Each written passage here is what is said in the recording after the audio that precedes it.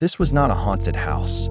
This was a house where people were still alive when no one should have been. Let's find out, guys. Don't forget to subscribe for more chilling tales. Drop your location in the comments.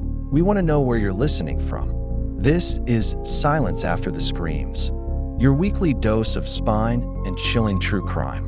Like and subscribe so you never miss what's coming next. And here comes the story. The injustice began long before anyone dared to name it, because it lived behind beautiful walls in the heart of New Orleans, where elegance and cruelty shared the same address, and no one wanted to look too closely at what wealth protected. The woman who owned the house was admired, welcomed, and celebrated, moving through society with perfect posture and gentle laughter, while behind her closed doors human beings were chained, beaten, and slowly destroyed in ways that were never meant to be seen.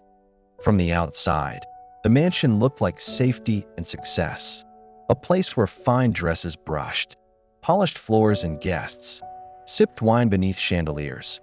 But inside those walls, there were rooms where light barely entered and air barely moved, rooms where pain was not accidental but planned, repeated, and carefully controlled. People disappeared inside that house, and when they returned, if they returned at all, they were thinner, quieter, and hollowed out in ways that made neighbors uneasy even in a city accustomed to cruelty.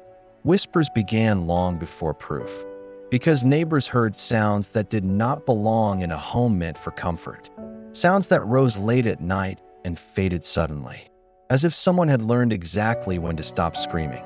The woman dismissed every concern with charm, insisting she was kind, insisting she was generous, insisting she cared for those under her roof. And many believed her because believing her was easier than imagining the truth.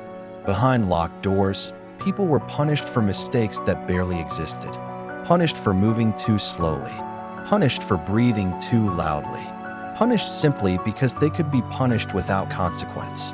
Food was withheld not as discipline, but as control, given in just enough measure to keep bodies alive while stripping them of strength, leaving people weak, trembling, and dependent on the very person who was harming them. Whips tore skin open again and again, not in moments of rage, but with deliberate patience, as though pain itself were something to be studied, adjusted, and perfected. Those who resisted were restrained for longer periods of time, their bodies forced into positions that caused agony with every breath, while those who submitted learned that obedience did not guarantee mercy, only survival for one more day. The house learned its own rhythm of suffering, and the woman who ruled it learned how far she could go without anyone stopping her. One child tried to escape. The girl was young, terrified, and desperate, enough to believe that even the edge of a roof was safer than staying inside that house. And when she climbed higher to get away from the woman chasing her with a whip, fear overtook her balance. She fell. Her body struck the ground below, and the sound echoed through the courtyard in a way that could not be mistaken for an accident. The truth should have ended everything that day, but instead it was buried, hidden, and silenced, because power has a way of swallowing consequences. The house returned to its quiet routines. The woman returned to her dinners and gatherings, and the suffering continued behind walls that smiled at the street. Time passed, and the house grew heavier with secrets, as though the walls themselves had absorbed years of pain and could no longer hold it. Without cracking, visitors admired the staircase, the tall windows, the way the light fell across expensive furniture, never realizing that just beyond certain doors there were people who had not felt sunlight on their skin for months. Those locked away were not allowed to heal properly, because healing was never the goal, and wounds were reopened deliberately to ensure weakness never faded into strength. Some were kept restrained so long that their bodies began to change in unnatural ways, joints swelling, limbs stiffening, muscles wasting away, until they barely resembled the people they once were. Pain was prolonged carefully, not rushed, not chaotic, but steady and intentional, carried out in silence so complete that even nearby rooms felt unaware of what was happening. Those who begged were ignored. Those who cried were punished. Those who fell silent were checked only to ensure they were still alive. Neighbors continued to whisper because the signs became impossible to ignore, because the people seen in the windows looked wrong, because their eyes carried a fear that did not belong in a home that claimed to be respectable. Authorities were called once, and for a brief moment it seemed as though justice might finally force its way through the locked doors. The woman was questioned, scolded, and lightly punished, and some of the people under her control were taken away, leading many to believe that the worst was over. It was not. Within days, those same people were returned to her care, repurchased through friends and family who ensured that consequences remained temporary and suffering remained permanent. After that, the house changed. The punishments grew quieter but far worse. The locked rooms more carefully hidden, the methods more extreme.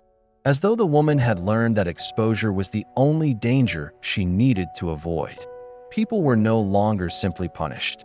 They were experimented on, broken and reshaped in ways that served no purpose beyond cruelty itself.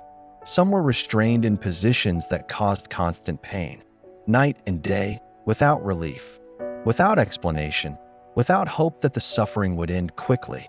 Others were mutilated slowly, their bodies altered until survival itself became a form of torture, keeping them alive just long enough to experience what had been done to them.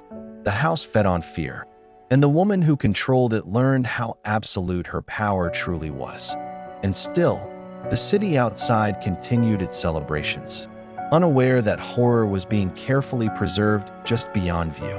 Until the night the fire began. The fire did not begin as an accident, and it did not begin out of carelessness, but as an act of desperation, by someone who understood that death might be kinder than another night inside that house.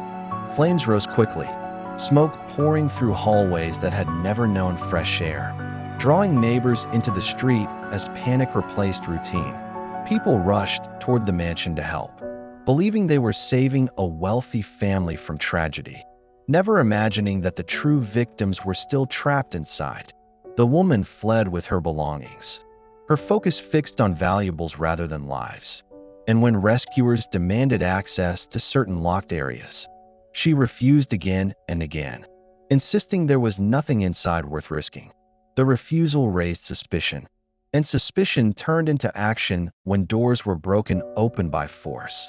As rescuers moved upward through the house, the air grew heavier, thick with a smell that did not belong to smoke alone, a smell that made even experienced men hesitate before continuing.